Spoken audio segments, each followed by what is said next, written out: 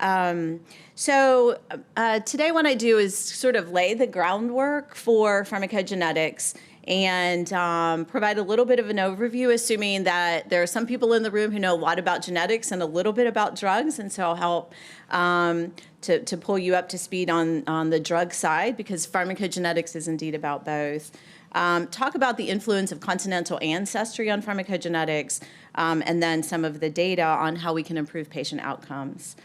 I'll do that overview, and then I'll wrap up. In the United States, we're part of a network that's currently doing 3 pharmacogenetic clinical trials to look at outcomes of genotype-guided drug therapy decision-making. So I'll tell you about those. So this is a cartoon I actually published with Bill Evans, another leader in pharmacogenetics in the United States. We published in 2001, and I continue to use it because I think that it really sort of highlights what we're after.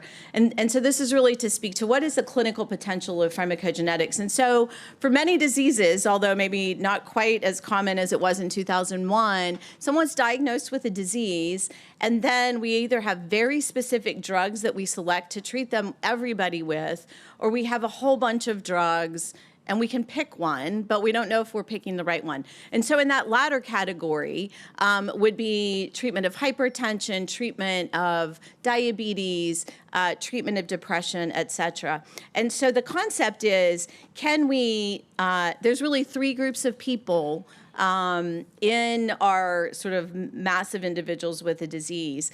There are those who are going to have a good response to a drug that we're interested in or focused on. There are people who just aren't going to respond, and for most drugs, only about 50% of patients will respond to a given drug therapy. That number ranges probably from 80 to 90% for analgesics, down to 15 or 20% for drugs like antiarrhythmic drugs, and some others. And then there are those who are going to have toxicities or adverse effects from the drug. Those might be drug concentration related, where we're giving too much drug. And I think in your next talk, you'll hear specific examples like that. And sometimes they're not drug concentration related. So the idea is, right now, often what we do is we give somebody a drug and we figure out which category, are they orange, blue, or green, after we give them the drug. And so the question is, can we use genetic information and maybe other information a priori to try to get the right drug first? And so if they're ones that we would be predicted to have a good response, we go ahead and treat them. If they're predicted to have a poor response, we do something different. And if they're predicted to have toxicity, if it's concentration-related drug toxicity, we perhaps lower the dose. If it's not concentration-related, we use a different drug. And so when we think about how do we achieve really translating this from interesting science to clinical practice, there are a number of steps. And so first is discovery work, discovering those genetic variants that influence drug response. And I'll talk a little bit about germline versus somatic variation in a second. And then we have to develop an evidence base, both through replication and development of tools, to be able to think about how we translate that information, right? So it might be a strong association, but if it's not sort of a large enough effect size to be predictive, we might not be able to use that. Then is a clinical implementation process where you actually take that into the clinic. That's actually way harder than I think people appreciate in terms of sort of barriers and challenges. And then, many clinicians want to see that actually doing that matters, so that you can, by using pharmacogenetic data in clinical practice, you can improve clinical outcomes. And so I'll talk mostly about the latter 2 of these. What I wanted to do for this audience, again, assuming that there are people who are very expert in genetics but maybe not pharmacogenetics, is a little bit level set some of the differences between pharmacogenetics and what I'll call disease genetics. So first is when we talk about high penetrance or loss of function variation, When we think about disease genetics, that's rare. So in the United States, the All of Us initiative is going to be sequencing well over 1 million individuals. They've sequenced about 350,000. About 2% of them have an actionable gene in the ACMG 58, which are 58 genes that are considered actionable from a disease perspective. And so the kind of genetic variation that leads to, if you will, a clinical outcome is in fact relatively rare, in the less than 5% range for sure. For disease genetics, for pharmacogenetics, that variation is very common, and I'll show you some examples. And we really think this is probably because the evolutionary pressures on the pharmacogenes just wasn't there in the way it was for genes that cause disease. And so again, we see that nearly all individuals, and many studies have shown 95, 97, 98% of individuals, irrespective of continental ancestry, have at least one genetic variant that would influence their drug therapy decision or their drug therapy prescribing. In terms of penetrance, I think we know that on the disease side, many are highly penetrant and so highly predictive of causing the disease. In pharmacogenetics, some of them are what we would call highly penetrant in that they lead to a predictable drug metabolism phenotype, but that does not necessarily allow us always to know the impact on drug responses. And then, as is true in disease genetics, there's other variation that it's harder to predict what the phenotype will be. Currently, in pharmacogenetics, most, but not all of our actionable examples are in drug metabolizing enzymes, and I'll talk to you a little bit about what those are and why those are important. Whereas in disease, it's really a highly variable set of proteins or types of proteins. And then finally, and I think this makes the human genetics community crazy in general, but the pharmacogenetics community decades ago began naming variant alleles with a star nomenclature. So you'll see star 2, star 3, star 1 is the typically considered the normal phenotype. Although in reality, sometimes that's normal relative to a European ancestry population, we do have some examples where the star 1 actually may have reduced function.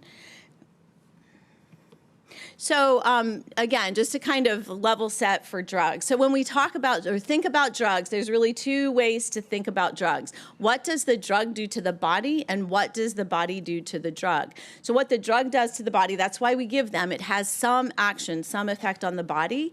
Those are beneficial effects. That's the reason we give the drug. We call that efficacy, but we also can have adverse effects. And so we refer to those as toxicities, especially when those are more serious adverse effects. The flip side is the body also does something to the drug. It has to get rid of it eventually. And we call that pharmacokinetics. So kinetic movement of the drug through the body. And so the pharmacokinetics determines how much drug is, what the drug concentration or the plasma drug concentration is relative to a given dose. It defines how the drug is removed from the body. In general, the kidney or the liver are the ways that we eliminate drugs in almost all, but not all cases. Again, it defines the dose that's going to be required to achieve efficacy. And in some cases, as I mentioned earlier, toxicity is related to too much drug. And so that sort of balance between efficacy and toxicity. And we know that genetics can influence all of these. So what we call the drug targets, the proteins that the drugs bind to cause their action, and also the proteins that are used to, in particular, eliminate or transport the drug in the body. And so when we drill down a little bit for pharmacokinetic pharmacogenetics, We really have two major types of proteins: drug metabolizing enzymes. Those are the enzymes that primarily reside in the liver, although they are expressed in some cases in other places, especially the gut. And they do what they say. They break down the drug. Sometimes they activate the drug. Sometimes they break down the drug into an inactive form, and I'll give you examples of both. And then there are drug transporters that transport the drug from one place to another, and in some cases, the drug transporter is our protein target. So sometimes we're inhibiting a drug transporter to try to get a pharmacological effect. When we think about pharmacodynamics, which is what the drug does to the body, we have what we would call drug targets. So the protein targets, again, the protein that the drug is going to bind to have its pharmacological effect. And generally speaking, there are a few kinds of proteins that make up the majority of drug targets. And those are receptors, particularly G protein coupled receptors, enzymes, ion channels, and transporters. And then for adverse effects, sometimes it's because affecting that drug. Most often we're blocking the protein. Sometimes we're stimulating the protein, but more often blocking the protein. Sometimes that leads to adverse effects, but sometimes we have what we call off-target adverse effects, meaning it's affecting a protein that's not the target that we're trying to hit to cause the pharmacological effect. And I'll give you a couple examples of that as well. So I'm just going to talk real quickly about somatic variation versus germline variation. And after this slide, I think all of our focus will be on germline variation in both talks. But just to highlight that cancer therapy is increasingly targeted, is increasingly focused on the genetic variation to define drug therapy. And so this is just an example of a smoker, an 80-year-old non-smoker, never smoker, diagnosed with metastatic non-small cell lung cancer. So that's kind of weird, right? We usually think of lung cancer being in smokers. And so then, using my little cartoon, how do we use this in cancer? So a peripheral test defined that this individual had an EGFR mutation. And so there are a series of drugs that have been targeted in individuals who have this genetic mutation. And so the treatment in this case was osimertinib, which is a tyrosine kinase, EGFR tyrosine kinase inhibitor. It's a small molecule. It's what we call a targeted therapy. And you would never use this drug in the absence of the EGFR mutation. There's no justification. It will not have benefit, but highly, highly beneficial in individuals who have that mutation. So there are a number of cancer drugs now, particularly the newer drugs that are like this. They are targeted at specific somatic mutations, and the use of them will always be preceded by genetic testing. So that's, I think, all we'll talk about somatic variation, but just to say that in cancer therapy, precision medicine approaches are increasingly common. Okay, so pharmacogenetics and germline variation. As I talked about tools or resources that we use, there's really two very commonly accepted sets of tools or guidelines that are used to help define if you have genetic variation, when is that strong enough, if you will, to use in the clinical setting. Two sets of guidelines: the Clinical Pharmacogenetics Implementation Consortium, which was originated out of the US, but is an international consortium. It's open for membership. They meet once a month, and you can find out about that at cpicpgx.org. And so if you're interested, you are welcome to become part of that. So CPIC has written guidelines for over 50 drugs, and as I'll talk about in a minute, many of the top 50 most commonly prescribed drugs. These are not all of the genes that are included in the CPIC guidelines, but just to give you an example, you see CYP2D6, cytochrome P450 These are drug metabolizing enzymes. We have a number of drugs. You'll see here codeine, tramadol, hydrocodone, oxycodone. Those are opioids, tricyclic antidepressants. Tamoxifen is a cancer drug. This is an example where that cancer drug is being guided based on its metabolism.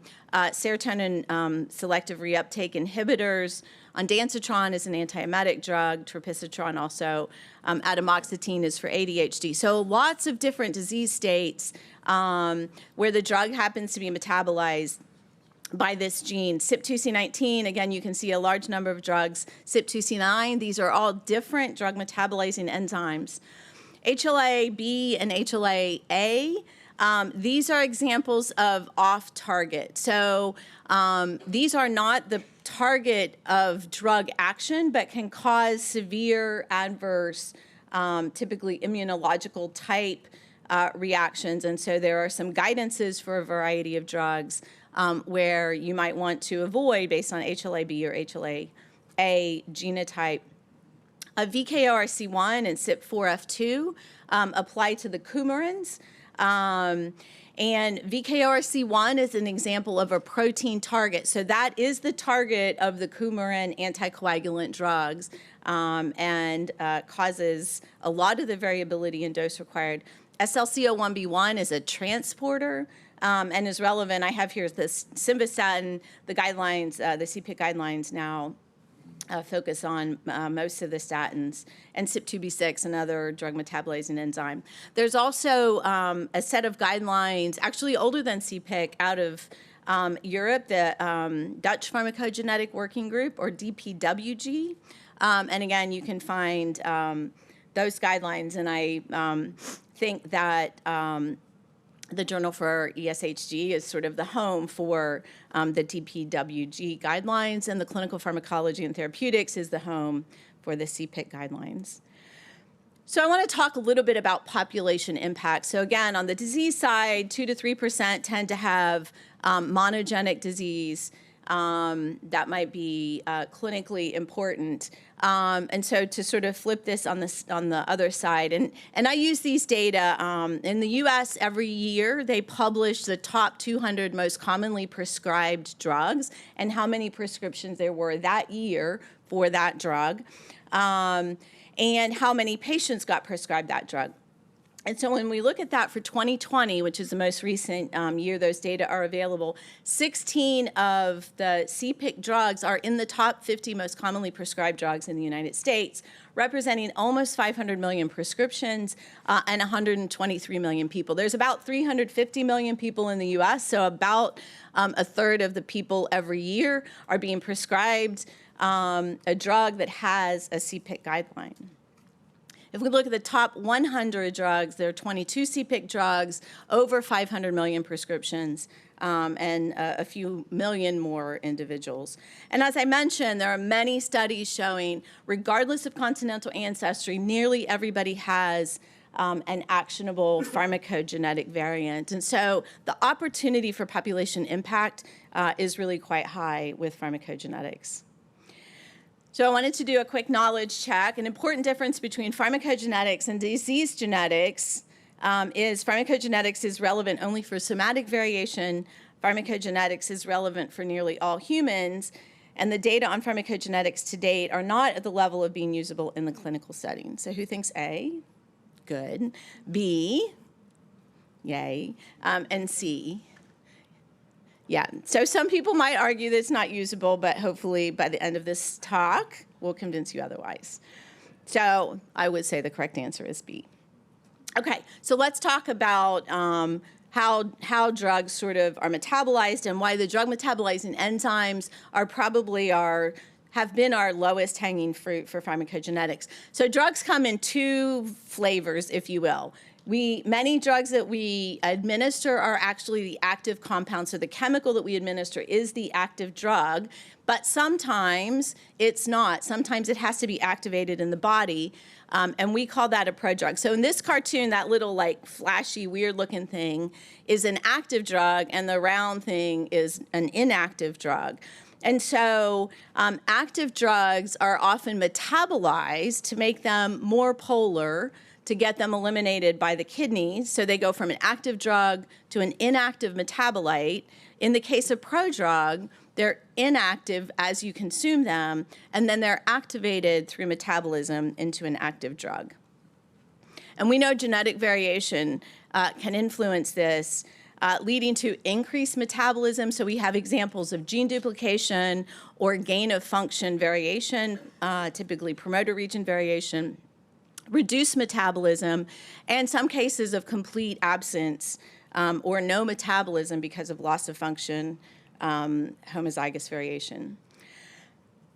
This is a busy slide, and I probably should have animated it. I actually thought I did animate it. But let me just walk through, and I'm going to give you examples. One genetic variation or star allele for some of our more commonly focused upon genes. So what I'll show you is the example variant, the effect in the homozygous state, the effect in the heterozygous state, the drug effect, and then the frequency of this genetic variation in the major continental populations. And so we have CYP2D6 star 4. This is a loss of function variation, a premature stop codon.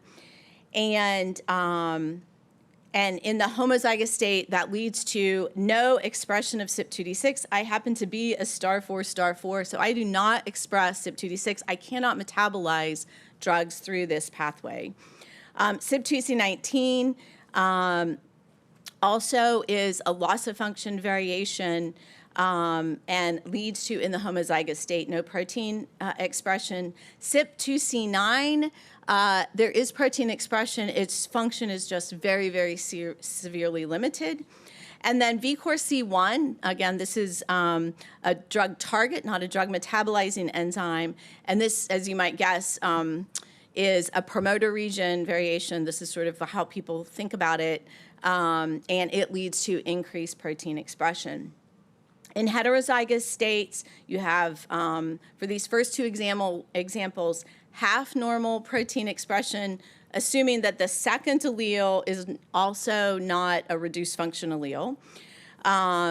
In the heterozygous state, you have, for star 3, still a very reduced protein function, and for VCORC1, also increased protein function. In terms of the drug effect, for star 4, in the homozygotes, we have no metabolism. In the heterozygotes, we have very reduced metabolism. For CYP2C9, reduced metabolism. And then the degree of that varies with homozygous versus heterozygous. And then for the VCORC1, because it's increased protein expression, and that's our protein target, we need more drug to block that increased protein. In terms of the drug effect, then, that's going to influence doses. And I say increased dose required for VCORC1. I don't say dose on the drug side because it depends on whether it's a prodrug or an active drug is administered, and I'll show you examples. But just to give you an idea how common these variations are in the population, you'll see across here the frequency of these variants in African ancestry individuals, Asian populations, and European ancestry individuals. So I think what you can see is these are very, very common. I'll point out VCORC1. It's our most extreme example. This variant occurs in about 10% of individuals of African ancestry, 91% of individuals of Asian ancestry, and 38% of individuals of European ancestry. And we had known for many years that continental ancestry influenced warfarin dose or coumarin dose requirement, and this is why. And so we really had an explanation, but of course not everybody of Asian ancestry, not everybody of African ancestry, right? So this allows us to be more precise. So the first example I want to talk about is clopidogrel, which is an antiplatelet drug used to prevent blood clots, particularly after someone's had a heart attack or particularly after they've had a coronary intervention, so a percutaneous coronary intervention, typically with a stent placement.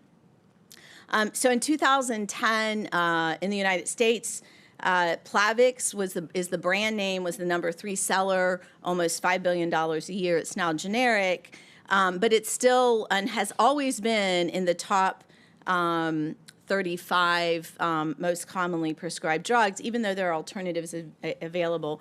And just to give you an example, in the United States, in 2020, there were 20 million prescriptions for this drug. So this is an example of a prodrug. Clopidogrel, the compound shown here that you consume, is not the active drug, and it has to actually be activated to its active metabolite through a two-step bioactivation process. And CYP2C19 is the enzyme that really plays a key role in that bioactivation. And so what we see is that this common STAR2 loss of function variation, which I've already told you a little bit about, again, carrier status, meaning heterozygous or homozygous, about 30% of individuals of European ancestry are whites, about 35% of people of African ancestry, and up to 70% of people of Asian ancestry. And so what do we know? So we've known for a while that those who carry this STAR2 allele or a loss of function allele have reduced generation of the active metabolite. That totally makes sense, right? If these things are reduced or absent, this enzyme is reduced or absent, you're not going to generate as much of that active metabolite. If you don't have as much active drug, you're going to have reduced effect, which in this case is the platelet, the antiplatelet effect. And if you don't have antiplatelet effect, you're going to have more major adverse cardiovascular events, or MACE. And so again, these are the common alleles in CYP2C19. STAR2 is a loss of function allele. STAR3, also loss of function allele, less common in the population. And then STAR17 is a promoter region polymorphism that leads to a gain of function. And so again, this is how we refer to these. STAR1 would be people with none of this variation, so normal metabolizers. People who have one loss of function variation we call intermediate metabolizers. They have about half normal metabolism. People who are homozygous for the loss of function variation are poor metabolizers. If you have one gain of function or two gain of function, we call those rapid or ultra rapid. If you have a loss of function with a gain of function, the data suggests the loss of function overrides. And so a STAR2, STAR17 is still an intermediate metabolizer. So these are the CPIC guidelines for clopidogrel. Were first published in, I think, 2011 and have most recently been updated in 2022. And basically say if you carry a loss of function variant, you should get alternative therapy. And so we implemented pharmacogenetics into clinical, or clopidogrel pharmacogenetics into clinical practice at the University of Florida, and then a number of other centers did as well. And so we were interested in the impact of doing that on outcomes. And so this initial cohort was about 1,800 individuals. About 31% carried loss of function variation. And so again, very, very common in the population. In those who carry this loss of function variation, we recommended to not use clopidogrel, but to use an alternative agent, prasugrel or ticagrelor. And so you can see that 60% of the time the cardiologist did that. 40% of the time they ignored that genetic information and continued to use clopidogrel. In non-loss of function, though, clopidogrel use was about 85%. So you can see that in these centers that alternative drug therapy use went from 15% to 60%. So the clinicians, the cardiologists in particular, were not perfectly following the guidance, but they were definitely changing drug therapy based on the CYP2C19 genotype. This is an example of what we call clinical decision support, and was in the electronic record. And so we say, for example, this patient's CYP2C19, so this would pop up when the patient is prescribed clopidogrel in the electronic record and has an actionable genotype, meaning they carry a loss of function allele. This patient's genotype is associated with very impaired metabolic activation of the prodrug clopidogrel and elevated risk for stent thrombosis. Then we give a little bit of a background. Here are what we would recommend. Prescribe one of these alternatives. If you want more information, click here. They almost never do. They sort of trust us, but this kind of support is really, really important. We don't necessarily want the average clinician to know, what do I do with CYP2C19 star 2 star 2, right? Because we will never get there. We will never get where we want to be. And so we have to support them in this way. And so then at the bottom, they can actually make a decision about what to do. And so these are the outcome data. So again, remember, if you have loss of function variation, you're not activating the drug, but if you stay on that drug, then theoretically you should have worse outcomes. So these are cumulative major adverse cardiovascular events: death, stroke, and heart attack. Not great events, right? And so what we showed is that those individuals who had loss of function variation but continued to receive clopidogrel had significantly worse outcomes than those who had loss of function variation and got alternative therapy, got a drug that doesn't rely on CYP2C19 for its activation. That was significantly different. When we looked at those who did not have loss of function variation, most of them, remember, 85% got clopidogrel. They did fine. And these, so it's not that the alternative drugs are just better. And there's much data now making clear that the drugs aren't better if you take out the loss of function variation for clopidogrel.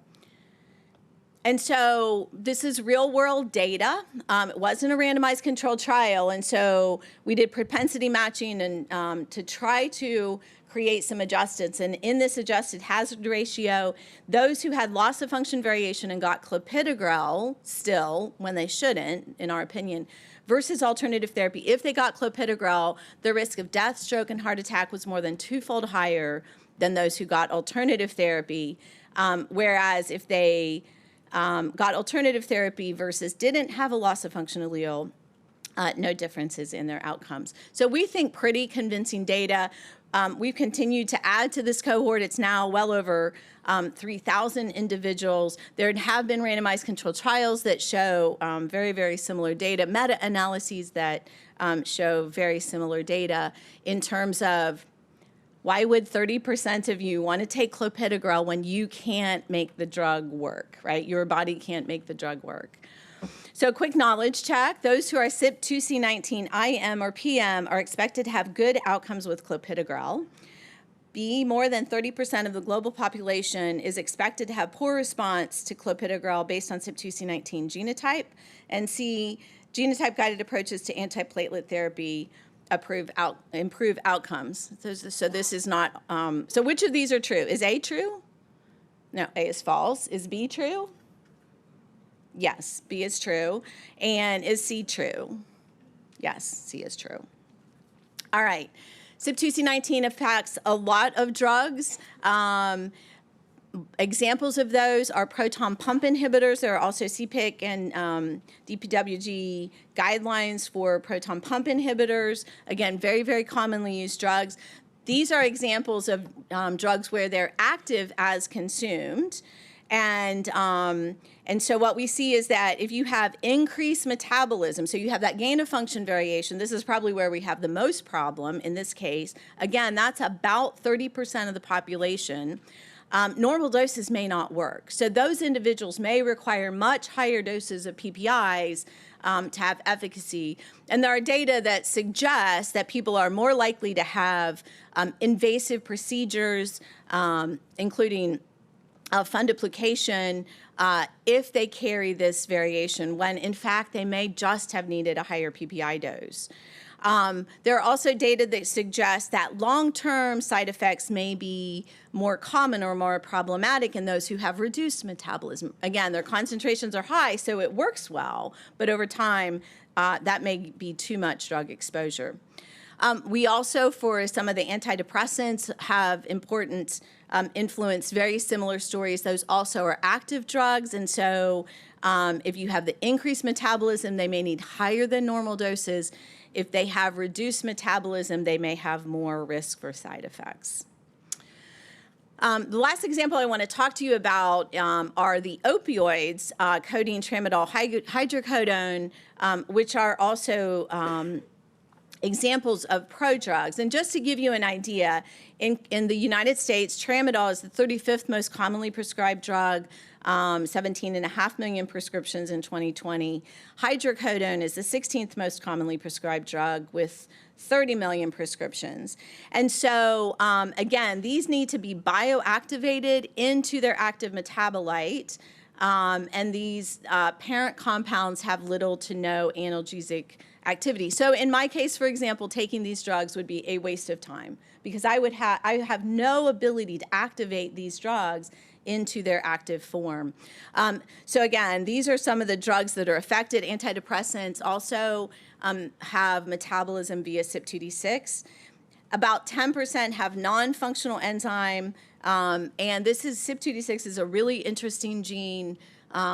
People who sort of work in this space say probably the most complex gene, second to the HLA region. It has gene duplication, gene multiplication. 13 CYP2D6 alleles, I think, is the most that has been documented in the literature. And so if you have no metabolism, right, so you have that loss of function variation, you can't activate the drug. And so, again, we have a number of alleles that have been defined for CYP2D6. These are the common loss of function alleles. We also have a large number of reduced function alleles. And again, we simplify that by calling people normal metabolizers, intermediate metabolizers, which means they have somewhere around half to less than half normal function. Poor metabolizers lack the ability, have no protein expression, and ultrametabolizers are those who have gene duplication of active alleles.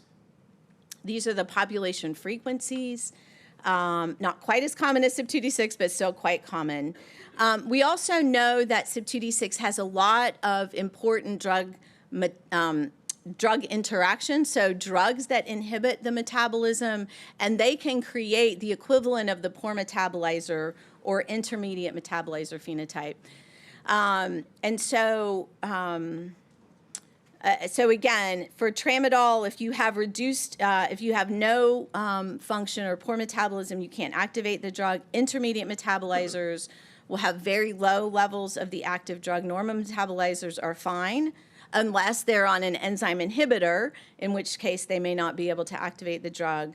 And then ultra-rapid metabolizers will have very high concentrations of drug. And there are some examples in the literature, really tragic cases, particularly in children and infants, of respiratory depression and death because they had too high levels of these active metabolites with a normal dose. And so in the United States, these drugs are contraindicated in children under 12. So the guidelines for CPIC say in poor metabolizers to avoid due to lack of efficacy, to avoid in ultra metabolizers because of excess efficacy or toxicity, and to be cautious in intermediate metabolizers because of potential lack of efficacy. So at the University of Florida, we did a study. Again, we implemented into clinical practice. We had nearly 400 individuals that we randomized to a genotype-guided or usual care approach.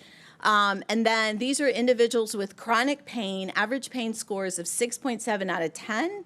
So, you know, quite moderate to moderate severe chronic pain. So we looked at their pain scores at baseline and at 3 months using patient-reported pain outcomes. And so just to orient you, the black bar is those individuals who are randomized to the genotype-guided approach. So in this case, if they had either intermediate or poor metabolism phenotype based on gene or drug interaction, we recommended alternative therapy. And then the gray bar is in the usual. If they were normal metabolizers, we didn't recommend anything. So these are the data showing at 3 months the change in pain intensity in individuals who at baseline, at entry in the study, were on tramadol, codeine, or hydrocodone. And so what you can see is that in the IM or PM, so those individuals where we recommended changing therapy because the drug they're on probably isn't really working, they had a dramatic improvement in their pain score as composed to those in the usual prescribing where they really didn't have a change. So again, suggesting the benefit of a genotype-guided approach. In the normal metabolizers, where we didn't suggest anything, we didn't make any recommendations, there were no changes or no differences between the two groups, and that's exactly what we would expect.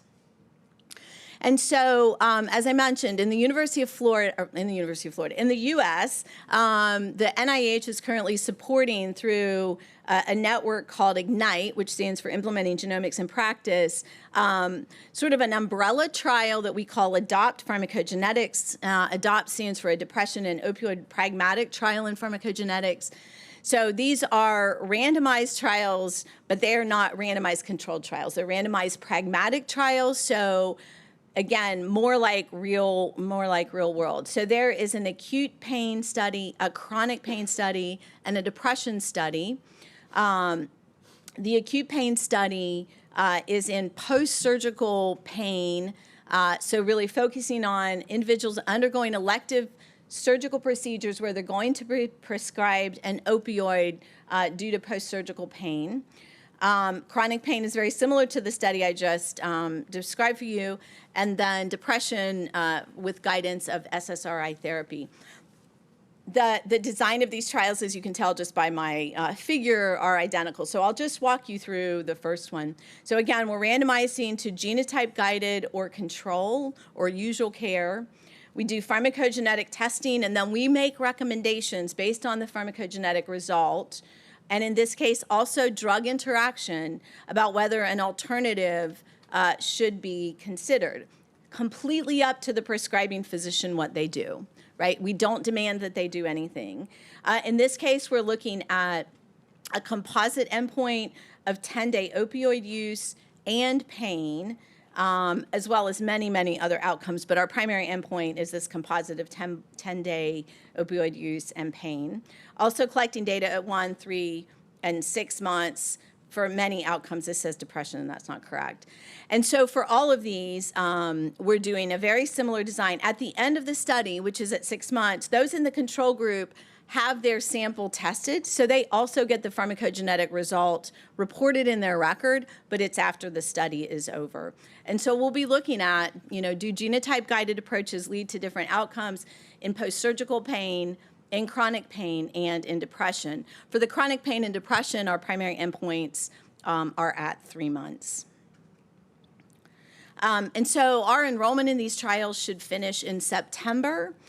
Just to give you an idea, the acute pain trial will have a little over 1,600 individuals.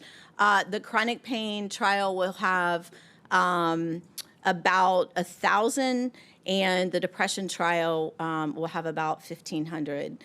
And so these are relatively large trials being conducted over multiple centers in the United States. And so, we hope that these will provide really compelling evidence to help advance the use of pharmacogenetics in clinical practice.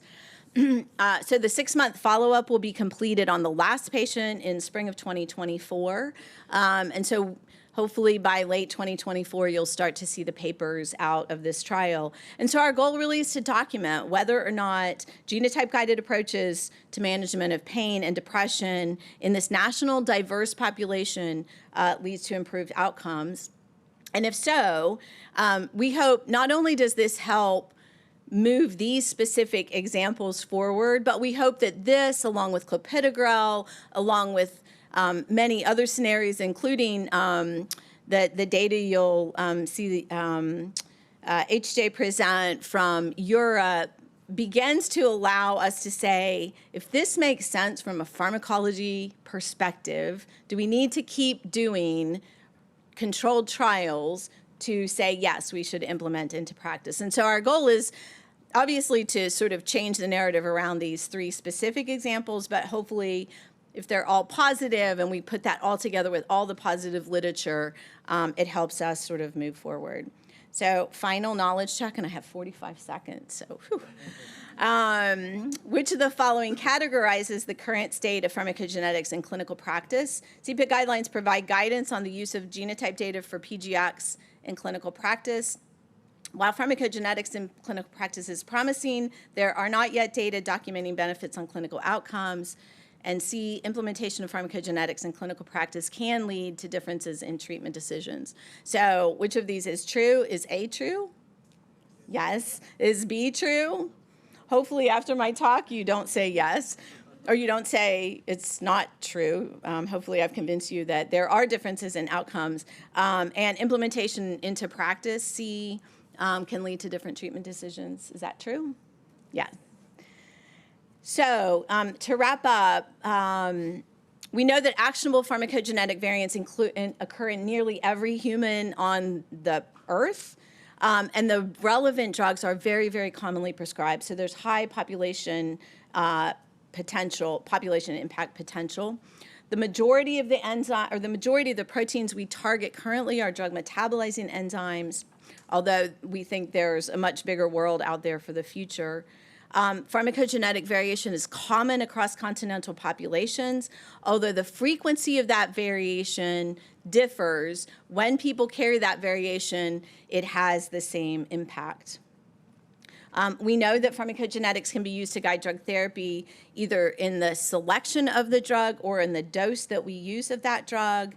And we have increasing numbers of examples of improved clinical outcomes based on use of pharmacogenetics. So with that, I'll just wrap up and say that we can improve outcomes with genotype-guided approaches, that we still are at this point where we need to continue to document that to convince clinicians, and in the case of the United States, payers, so in the insurance providers.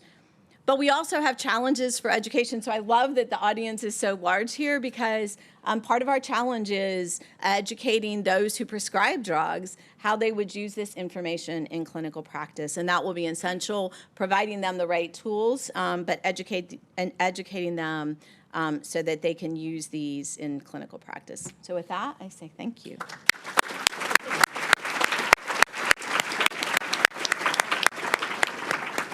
And I'm assuming we don't have time for questions. So, I mean, I'm going to allow 1-2 questions maximum. So maybe please get near the microphones.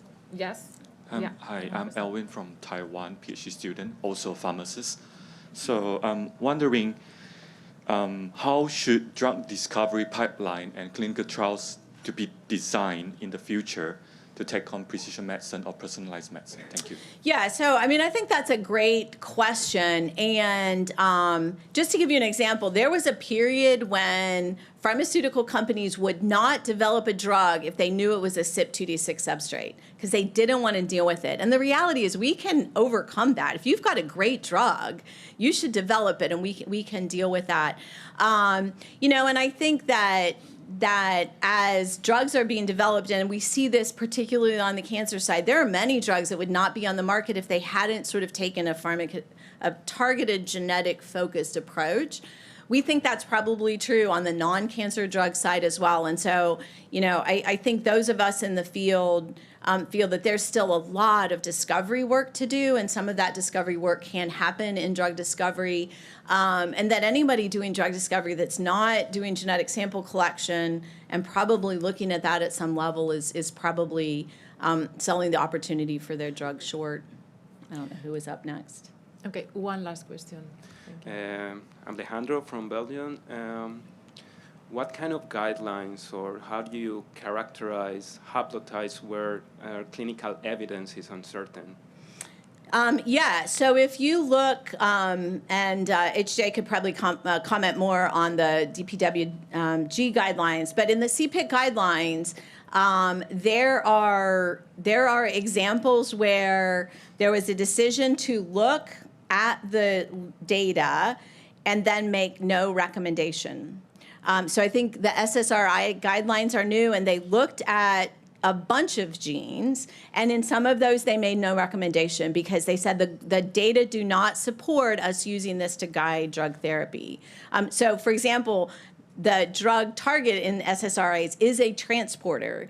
And so there are some data that a genetic variant in the transporter influences efficacy, but it wasn't at a high enough level for them to make a recommendation. So you will see in the CPIC guidelines, HJ, I don't know, and same for DPWG. So there are examples where like, no, you won't usually, there aren't, at the moment, just because there's too much to do, in the case of CPIC, there aren't guidelines where there's no positive recommendation, although they may get there, right? So all of the guidelines have at least one recommendation for how you would use the genetics, but there are examples where they've looked at genes and they have no recommendation, which means you shouldn't use it in clinical practice. Okay, I think we have to move Thank on, you. sorry. So thank you again, Julie.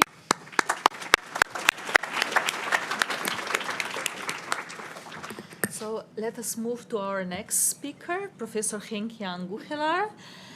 He's a professor of clinical pharmacy